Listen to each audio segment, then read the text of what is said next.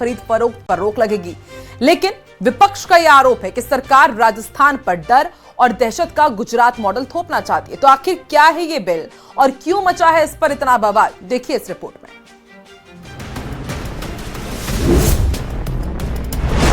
डर, पलायन और जमीन की राजनीति। डिस्टर्ब करता है उसको तो हटाएंगे नहीं, अधिकारी की मोनोपोली चलेगी, भाई भाई को लड़ाएंगे क्योंकि हमको वोट चाहिए। और ये वहां से गुजरात से एक फरमान आ गया कि भाई साहब ये करना, ये कॉपी पेस्ट करना बंद करो। सदन में डिस्टर्ब एरिया बिल 2026 पेश। राजस्थान को आग लगाने की जरूरत क्या है, वैसे ही आप तो सरकार में हो। जमीन बेचने से पहले लेनी पड़ेगी सरकारी मंजूरी। कांग्रेस भाईचारे में विश्वास करती है, इस तरीके से जमीनों की खरीद फरोख्त और अपने वोटों की फसल काटने के लिए भाई को भाई से लड़ाने में विश्वास नहीं करती है। विपक्ष की आपत्तियों के बीच शुक्रवार को विधानसभा में डिस्टर्ब एरियाज बिल 2026 पेश हो चुका है। अगर ये बिल कानून की शक्ल लेता है तो सरकार राज्य के किसी भी हिस्से को अशांत घोषित कर संपत्ति के हस्तांतरण समेत कई चीजों पर पाबंदी लगा सकती है। यानी संपत्ति बेचने या खरीदने से पहले सरकारी मंजूरी लेना जरूरी होगा। सरकार की दलील है कि कई जगहों पर सांप्रदायिक तनाव और दबाव के चलते लोगों को अपनी संपत्ति औने पौने दामों पर बेचनी पड़ती है।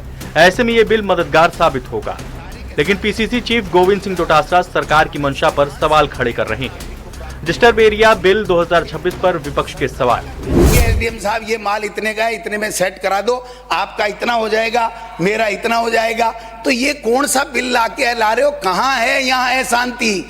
आप देखो रफीक भाई, गोपाल जी कैसे प्रेम से बैठते हैं, गले मिलते हैं। कहाँ आप किसको लड़ाना चाहते हो इस बिल के माध्यम से। सभापति महोदय, मैं ये पूछना चाहता हूँ, हर सौदे के ऊपर नजर रखना चाहते हो आप, बताइए, कानूनी पेचीदगियां बढ़ जाएंगी। मंत्री जी जवाब दे देना कि ये जो डिस्टर्ब एरिया कौन सा होगा, एक समुदाय विशेष कौन सा है जिसको आप डिस्टर्ब करना चाहते हो। उन संपत्तियों को किस तरीके से 3 साल तक मर्जी है जितना करोगे, 5 साल तक बढ़ा सकते हो, 10 साल भी बढ़ा सकते हो। काका जी का बाड़ा है क्या जो बढ़ा दोगे, चाहे जैसे बढ़ा दोगे। हम आ जाएंगे 2028 में और इस बिल को वापस खत्म करेंगे। डिस्टर्ब एरिया बिल 2026 की बात करें तो विवाद होने पर कोई इलाका डिस्टर्ब एरिया घोषित होगा। जिन इलाकों में सांप्रदायिक तनाव, दंगे या कानून व्यवस्था अस्थिर हो, उन्हें डिस्टर्ब एरिया माना जाएगा। घोषणा होते ही कई पाबंदियां लग जाएंगी। जमीन की खरीद फरोख्त पर सख्ती होगी। खरीद फरोख्त के लिए कलेक्टर की अनुमति जरूरी होगी। बिना अनुमति किए गए सौदे रद्द करने का प्रावधान होगा। एक अहम बात यह है कि किसी इलाके को अधिकतम 3 साल के लिए अशांत क्षेत्र घोषित किया जा सकेगा। अगर कोई नियम तोड़ता है तो उसे 3 से 5 साल तक की जेल और 1 लाख रुपए या संपत्ति की कीमत का 10% जुर्माना लग सकता है। साथ ही ये अपराध गैर जमानती होगा। सरकार का साफ कहना है कि अगर किसी इलाके में एक समुदाय की आबादी अचानक बढ़ती है तो उससे सामाजिक संतुलन बिगड़ने की आशंका होती है। ऐसे में उस इलाके को अशांत क्षेत्र घोषित किया जा सकता है। देखिए, डिस्टर्ब एरिया बिल की जो भावना है वो देश की आज़ादी के साथ शुरू हुई थी। सरदार पटेल ने, जो हमारे तत्कालीन गृह मंत्री थे, उप प्रधानमंत्री थे, उन्होंने माननीय श्री जवाहरलाल जी नेहरू, जो हमारे देश के प्रधानमंत्री थे, उनको पत्र लिख करके बार बार इस बात से आगाह किया कि देश के अंदर किस तरह से लोगों का निवास हो, ताकि आपस के अंदर किसी भी तरह की प्रॉब्लम नहीं आए। सरकार का मकसद इस बिल के जरिए जमीनों की जबरन खरीद फरोख्त रोकना, सांप्रदायिक तनाव को काबू करना और जनसंख्या असंतुलन की स्थिति पर काबू करना है। लेकिन कांग्रेस का आरोप है कि सरकार गुजरात मॉडल अपना रही है। ये पहली सरकार है जो गुजरात मॉडल का अनुसरण कर राजस्थान को भी शांत से अशांत क्षेत्र बनाने की ओर प्रेरित कर रही है और इसीलिए कानून ला रही है। गुजरात में जिस प्रकार के सांप्रदायिक दंगे हुए, उन दंगों के प्रतिफल स्वरूप ही ये कानून जानबूझकर भारतीय जनता पार्टी की सरकार वहां लाई थी। और ये मूल रूप में इनकी जो भावना है वो सब धर्मों के सद्भावना के प्रति नहीं है। अब बड़ा सवाल यही है कि क्या ये कानून सच में डर और पलायन को रोकेगा या फिर राजस्थान की राजनीति में एक नया सांप्रदायिक विवाद खड़ा करेगा। Bureau report, news 18 Rajasthan. चलो आगे बढ़ते हैं। जालौर से बड़ी खबर मिल रही है। स्पा सेंटर पर पुलिस का एक्शन देखने को मिला है। 4 युवकों को हिरासत में लिया गया और 3 बाइक भी जब्त की गई है। इसके साथ ही ये भी जानकारी मिल रही है कि बीते कई दिनों से यहां पर स्पा सेंटर पर पुलिस ने नजर बना करके रखी हुई थी। लगातार मॉनिटरिंग यहां पर की जा रही थी और उसके बाद स्पा सेंटर पर पुलिस ने एक्शन लिया है। 4 युवकों को हिरासत में लिया गया है।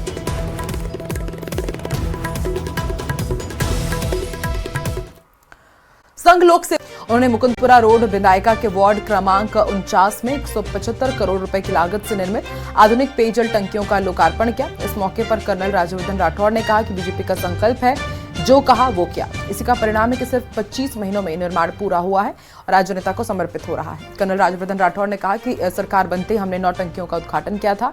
आज उच्च जलाशयों का उद्घाटन हुआ है। जलाशयों से 70,000 परिवारों के 3.5 लाख लोगों तक पेयजल पहुंचेगा। पूरे झोटवाड़ा विधानसभा क्षेत्र में सड़क निर्माण, ड्रेनेज सिस्टम और सीवरेज लाइनों का काम चल रहा है। के रूप में सबसे पहले तो कन्हैया लाल जी जो हमारे पीएचडी के मंत्री हैं, मेरे साथी हैं और हमेशा तैयार रहते हैं, खास तौर से झोटवाड़ा के अंदर पानी की कोई समस्या हो उसका समाधान करने के लिए हम आपको धन्यवाद देते हैं। 2024 जनवरी में इसी स्थान पर हम इसके शिलान्यास के लिए यहाँ पर आए थे। आप सब भी यहाँ पर मौजूद थे। ये भारतीय जनता पार्टी के काम करने की क्षमता है, हमारा संकल्प है, जो कहते हैं वो करते हैं और आज हम 2026 में यहाँ पर उसके उद्घाटन के लिए आपके सामने प्रस्तुत हैं। पीने का पानी वैसे भी पुण्य का काम होता है। लोग अपने घर के आसपास प्याऊ लगाते हैं ताकि पुण्य मिले। प्रधानमंत्री मोदी जी जो योजना लेकर आए थे वो इतनी विजनरी, इतनी दूरदृष्टि वाली योजना थी जिससे पूरे देश में हर घर तक नल से जल पहुंचने का जो समाधान था वो पूरा हो जाता। जनता से एयरपोर्ट बनाने का वादा किया था। कांग्रेस सरकार ने 1250 एकड़ जमीन मुफ्त में आवंटित की थी और साल 2021 में ये जमीन आवंटित की गई। बिजली लाइनों को शिफ्ट करने के लिए 120 करोड़ रुपए का बजट भी स्वीकृत हुआ। आपको ये जानकारी दी थी कि कल सीएम भजन लाल शर्मा शंभूपुरा में नए एयरपोर्ट का शिलान्यास करने वाले हैं और अब शिलान्यास से पहले देखिए किस तरीके से एयरपोर्ट को लेकर के बीजेपी और कांग्रेस के बीच क्रेडिट पॉलिटिक्स शुरू हो चुकी है। शिलान्यास से पहले बीजेपी कांग्रेस के बीच श्रेय लेने की होड़ मची हुई है।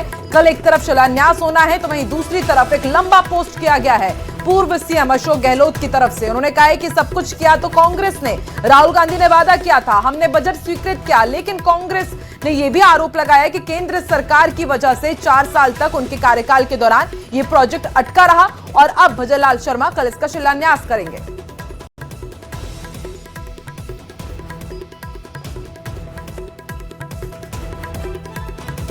तो ग्रीनफील्ड एयरपोर्ट की कल सौगात मिलने जा रही है राजस्थान वासियों को। एयर कनेक्टिविटी में अब काफी सुलभता हो जाएगी इस एयरपोर्ट के बाद। लेकिन इसी बीच आप देखिए किस तरीके से अब इस एयरपोर्ट के शिलान्यास को लेकर के क्रेडिट पॉलिटिक्स देखने को मिल रही है। वह नहीं होने पर इन्होंने साफ कर दिया है कि प्रदर्शन फिर से होगा। तो श्रीगंगानगर से इस वक्त की बड़ी खबर, यहां पर एक बच्ची की मौत हुई थी और उसके बाद से ही परिजन आक्रोशित थे। उन्होंने डॉक्टर राठौड़ के ऊपर लापरवाही के आरोप लगाए थे और अब यहां पर जो इनका प्रदर्शन था वो खत्म हो चुका है, लेकिन इन्होंने साफ कर दिया कार्रवाई यदि नहीं होती तो फिर से प्रदर्शन किया जाएगा।